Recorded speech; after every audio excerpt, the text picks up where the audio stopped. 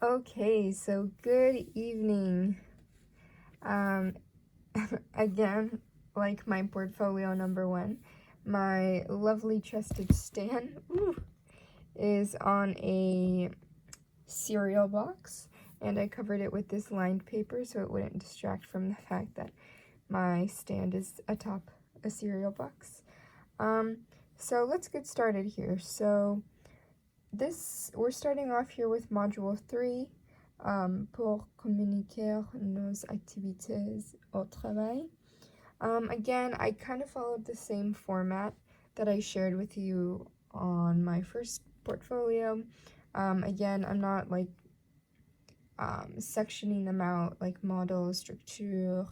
I'm kind of just going with the flow, sort of like each assignment that I do and I find something useful and something that I'll use in my everyday life. If I do decide to go to France, like I said, I like to write it down.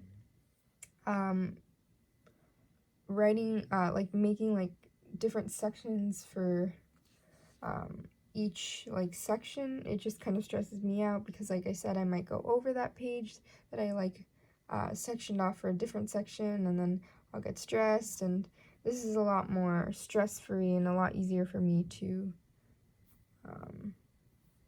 to read, to follow along, especially my midterm, that went pretty well, using my portfolio in this form. So yeah, let's get started. So I kind of wrote, so this was like, I believe an assignment that we had to do, and I just kind of wrote down before typing it down on the computer, make sure it made sense. And here we are going to see these again. Again, that just means I'm just cutting, that's the end of this assignment, just to make it clear for me. And then I accidentally did like model 4, I don't know why, but this is a good example of how this upcoming portfolio will look like for module 3 and 4, especially since it was so vocab heavy. This is what it's gonna look like. So yeah, and then here we have famous adjectives. As you can see, I didn't write down all of the adjectives for this because some I didn't really find like I could use daily.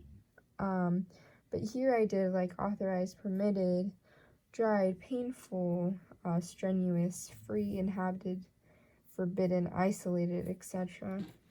And then here we have module 3 choix. Again, I didn't write everything down, but things that I didn't know or had difficulty remembering. So there's my little dumpling again. He's sleeping because it's vers la sieste, to take a nap. And then here I thought was really nice. It was kind of like an introduction to how to like conjugate, like E-E-S-E, O-N-S-E-Z-E-N-T. So yeah, it's highlighted in pink just to make that stand out. So like I said, very, very vocab heavy. This is the mots et expressions utiles. So yeah, I wrote all of them down here because I thought a lot of these were very helpful. Or just fun to know, like a bubble, you know? So yeah. And then here was the adjective possessif,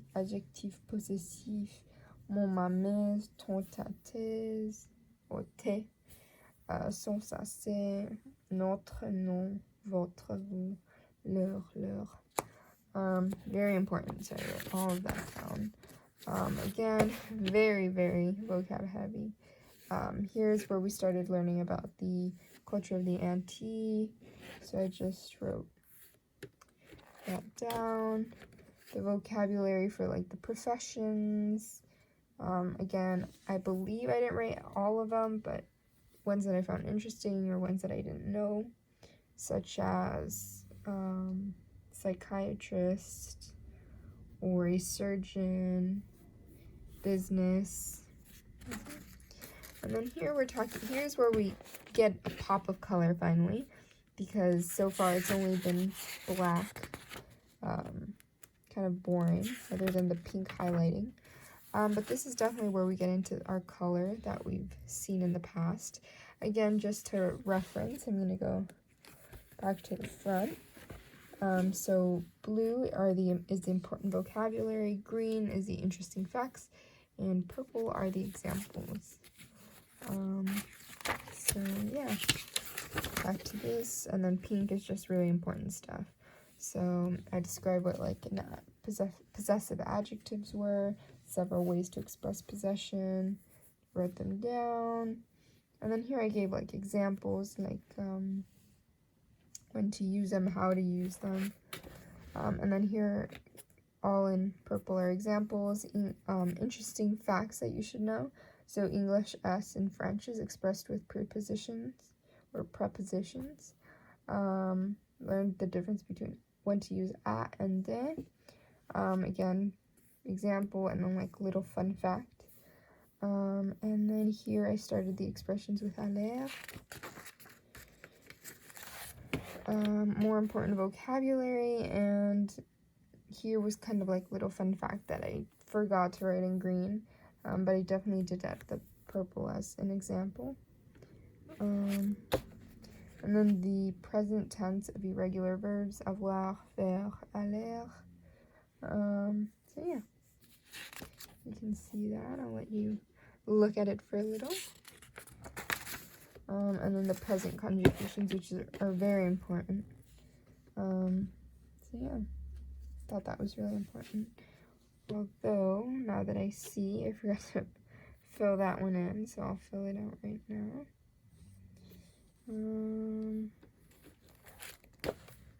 And then we have the present tense of ER, IR, and RE, which is the second one. So again, just the notes, keeping it up with the notes. Here we go. What a disjunctive pronoun is. Moi, toi, elle, lui, us, eux, elles. And then here is kind of the example of that. So moi, je suis, right? This adds like emphasis or clarification if it's needed, like nous étudions l'anglais. And then here's a conjugating in the present indicative. And then this is parle, and then this is parler, finir, et reprendre. And then here's the infinitive, learning about the infinitive. Again, just restating what a verb is. In blue, since it's an important vocabulary. This is highlighted in pink. What's the difference between regular and irregular verbs? I remember in French 1, we learned about this, and it was really like a heavy subject in French 1, and since I was pretty young, I was very confused between the difference of regular and irregular verbs. So now that I had a chance to review this again, I definitely now understand what's the difference between regular and irregular verbs, and here just kind of clarifying for myself what the difference is. And then here are the ER verbs, right? Made this little colorful table. So some examples, which is chanter, which means to sing, but the stem is chant, right? And then visiter, the stem is visite, and then it means to wait. And then here I just kind of did that. So I'm kind of following the same color pattern as this one. So blue is infinitive, dark blue is infinitive, dark green is the stem, and then orange is the definition.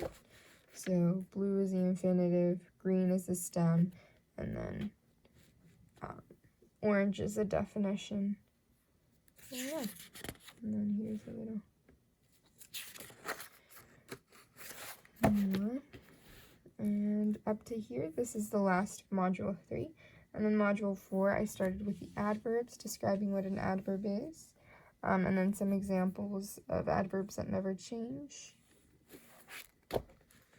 Adverbs are prepositions of locations.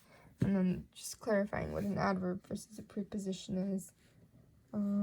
Yeah, these are kind of like little notes for me while I was doing some assignments. I just wrote it down there, so it might not make sense. And yeah, a little fun fact, there are about 570 irregular verbs, while English has 283 and Spanish only has 46. Very interesting since I'm a native Spanish speaker.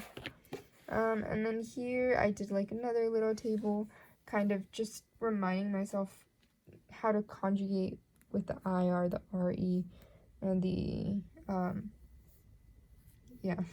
IR and RE only here. And then another little fun facts. And then here we have the verbs en, voyeur and frayeur, like découvrir, découvrir, and then offrir and cuire. Okay, and then here we have the verbs with infinitive endings. Again, just a lot of, I'd say repetition, but good repetition. And then here are the verbs, more verbs, just verbs. Savoir.